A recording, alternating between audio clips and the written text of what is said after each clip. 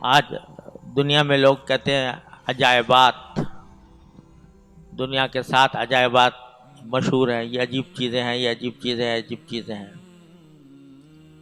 لیکن میں تو سمجھتا ہوں کہ اس کائنات میں سب سے زیادہ عجیب مخلوق انسان ہے. انسان سے زیادہ کوئی عجیب مخلوق نہیں ہے. اس کی کس طرح اللہ تبارک و تعالی نے صناعی فرمائی ہے، کس طرح انسان کو بنایا ہے، اس کا ایک ایک بال، ایک ایک رواں، ایک ایک عضو، وہ اللہ جل جلالہ کی صناعی پر دلالت کرتا ہے. اور اگر انسان غور کرے تو بے ساختہ کہے کہ فتبارک اللہ احسن الخالقین. اور قرآن کریم نے دعوت بھی دی ہے کہ جو نیک بندے ہیں ان کی تعریف کرتے ہوئے فرمایا کہ وَيَتَفَكَّرُونَ فِي خَلْقِ السَّمَاوَاتِ وَالْأَرْضِ. اللہ کے نیک بندے آسمانوں اور زمین کی مخلوقات پر غور کرتے ہیں، سوچتے ہیں کس طرح بنی ہے، یہ چاند کیسے بنا، یہ سورج کیسے کس طرح گردش کر رہا ہے، زمین کیسے گردش کر رہی ہے، بال برابر کہیں فرق نہیں آتا اس حساب میں جس حساب کے تحت چاند سورج چل رہے ہیں. تو اس میں آدمی کو غور کرنا چاہیے. بار بار قرآن غور فرماتا ہے کہ غور کرو، غور کرو. یتفکرون فی خلق السماوات والارض.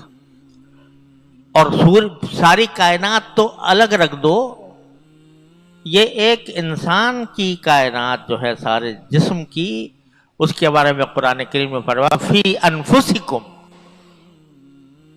وفی انفسکم افلا تبصرون. اور کچھ نہیں تو اپنی ذات کے اندر غور کر لیا کرو، اس میں کیا عجائبات ہم نے تخلیق کیے ہیں، کس طرح ہم نے اس کو بنایا ہے. اور فرمایا کہ لقد خلقنا الانسان فی احسن تقویم. انسان کو ہم نے ساری کائنات میں سب سے زیادہ حسین قوام کے ساتھ پیدا کیا ہے.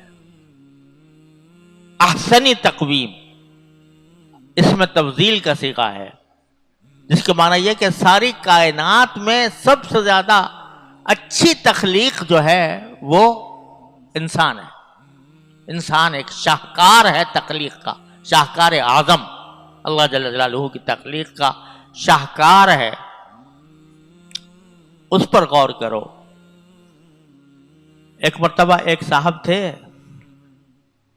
انہوں نے، ان کی بیوی بڑی خوبصورت تھی، تو ایک دن وہ یہ کہہ بیٹھا ایسے ہی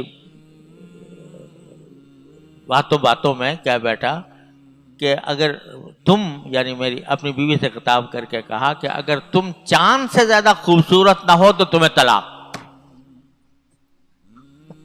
یہ کہہ بیٹھا بیوقوف کہ اگر تم چاند سے زیادہ خوبصورت نہ ہو تو تمہیں طلاق. اب کہہ تو بیٹھا، اب پریشان پھر رہا ہے کہ یا اللہ میں کیسے، پتہ نہیں طلاق ہو گئی کہ نہیں ہو گئی. چاند تو اللہ تعالیٰ نے کی اتنی خوبصورت چیز بنائی ہے، پتہ نہیں میری بیوی اس سے اچھی ہے کہ نہیں ہے. وہ تحقیق میں پڑ گیا اور لوگوں کے پاس پوچھتا پھرا کہ میں کیا کروں، میں طلاق ہو گئی کہ نہیں ہو گئی. تو حضرت امام ابو حنیفہ رحمۃ اللہ علیہ کے پاس گیا، کہنے لگا جی میں نے یہ حماقت ہو گئی مجھ سے، میں نے اپنی بیوی سے یہ کہہ دیا کہ اگر تم چاند سے زیادہ خوبصورت نہ ہو تو طلاق. تو حضرت امام ابو حنیفہ رحمۃ اللہ علیہ نے فرمایا کہ جاؤ آرام سے بیٹھو، کوئی طلاق ولاق نہیں ہوئی. انہوں نے کہا حضرت کیسے؟ کہا کہ قرآن کہتا ہے لقد خلقنا الانسان فی احسن تقویم.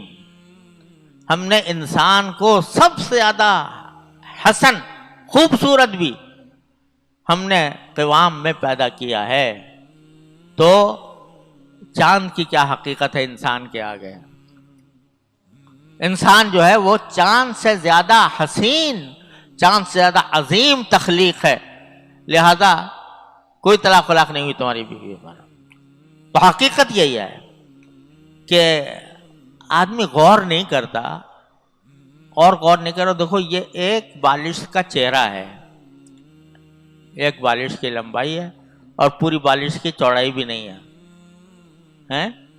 جب سے انسان پیدا ہوا کروڑوں اربوں انسان پیدا ہو رہے ہیں کہ نہیں، لیکن کسی کا چہرہ دوسرے کے چہرے کے بالکل مشابہ نہیں ہوتا۔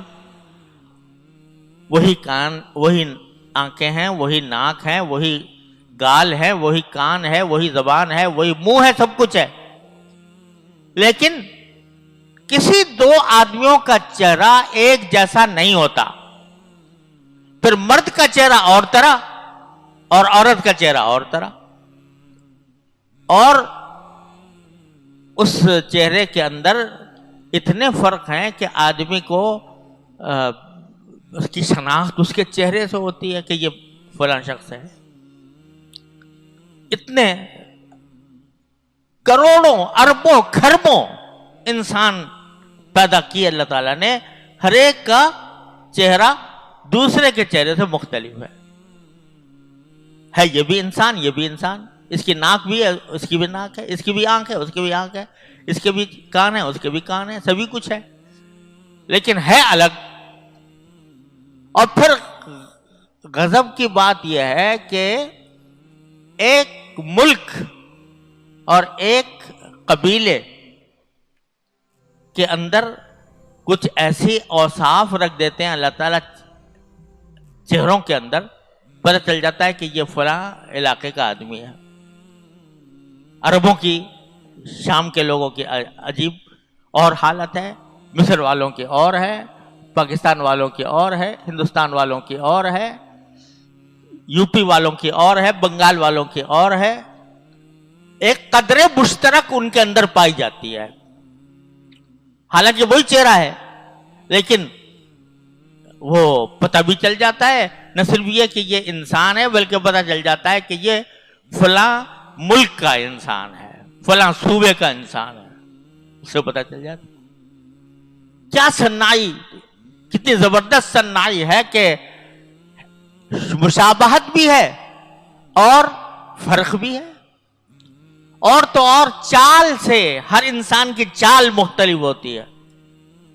دور سے آدمی آ رہا ہے اور کچھ نظر نہیں آ رہا اس کا، صرف آتے ہوئے چلنے کا انداز نظر آ رہا ہے۔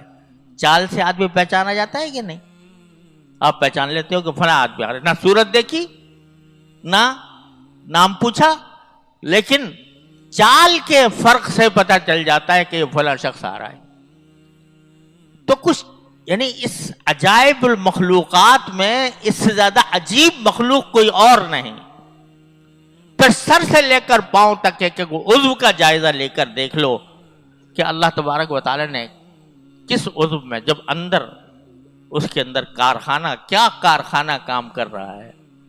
چھوٹی سی آنکھ ہے، دو آنکھیں ہیں، تو مجھے جس زمانے میں اپنا آپریشن آنکھوں کا کرا رہا تھا تو ہمارے ڈاکٹر صاحب نے فرمایا، میں نے کہا بھائی یہ چھوٹی سی آنکھ ہے اور اس کے اندر اتنے عجیب کارخانہ ہے جو آپ جو کچھ بتا رہے ہو، اور ساری آنکھ کے آپ اسپیشلسٹ ہو، بس ایک چھوٹی سی عضو کے اسپیشلسٹ ہو کہ اس کے سب، اور اسی پر ساری تحقیق ہے، اسی پر ساری ریسرچ ہے۔ تو وہ کہنے لگے جی اس آنکھ کے بھی 9 قسم کے الگ الگ اسپیشلسٹ ہوتے ہیں، صرف آنکھ کے اسپیشلسٹ جو ہے 9 مختلف قسمیں ہوتی ہیں جو اس کے اندر اسپیشلائز کرتے ہیں، اور اس کے کوئی قرنیہ کا اسپیشلسٹ ہے، کوئی پردے کا اسپیشلسٹ ہے، کوئی اس کا خدا جانے کیا کیا اس کے اندر قسمیں ہیں، اس کے اسپیشلسٹ ہیں، یعنی سالہ سال صرف آنکھ کے ایک حصے کی تحقیق پر گزار کر اس کا علاج کرتا ہے۔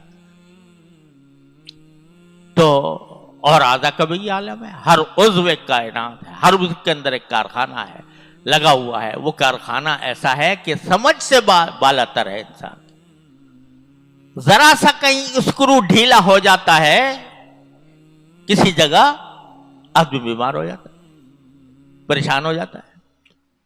اور وہ سب ہیں ایسی چیزیں کہ اس کے اندر اگر دیکھا جائے تو انسان کی زندگی تعجب ہے، موت کوئی تعجب نہیں، کیونکہ اتنے نازک اعضاء ہیں، ان کا ایسا نازک نظام ہے کہ ذرہ برابر اس کے اندر فرق آ جائے تو بس انسان کی موت ہے۔ اب یہ جب لوگوں کی انجیوگرافی ہوتی ہے، دل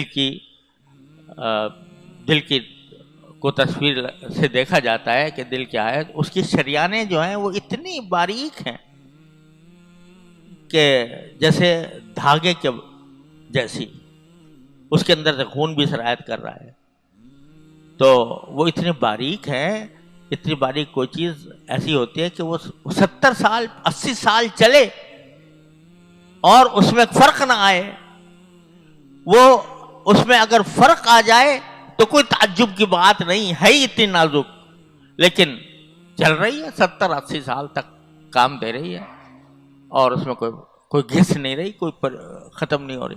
تو عجائب ہے انسان کی زندگی کے اندر۔ تو جب صحت ہو، جو پچھلے مرتبہ میں حدیث سنا رہا تھا کہ بیماری سے پہلے اپنی صحت کو غنیمت سمجھو، اس پر اللہ تعالیٰ کا شکر ادا کرو۔ ہم ذرا بیمار ہو جاتے ہیں تو پریشان بھی ہو جاتے ہیں، دعائیں بھی کرتے ہیں، سب کچھ ہوتا ہے، لیکن جب اللہ تعالیٰ صحت عطا فرما دیتے ہیں تو بس بھول جاتے ہیں ہم کیا پکار رہے تھے، کس کو پکار رہے تھے۔ برک ان لم یدعنا الی ضر مسہ، جب انسان سے تکلیف دور کر دی جاتی ہے تو اس طرح گزر جاتا ہے جیسے کہ کبھی ہمیں پکارا بھی نہیں تھا۔ تو اللہ تعالیٰ نے صحت عطا فرمائی تو شکر ادا کرو۔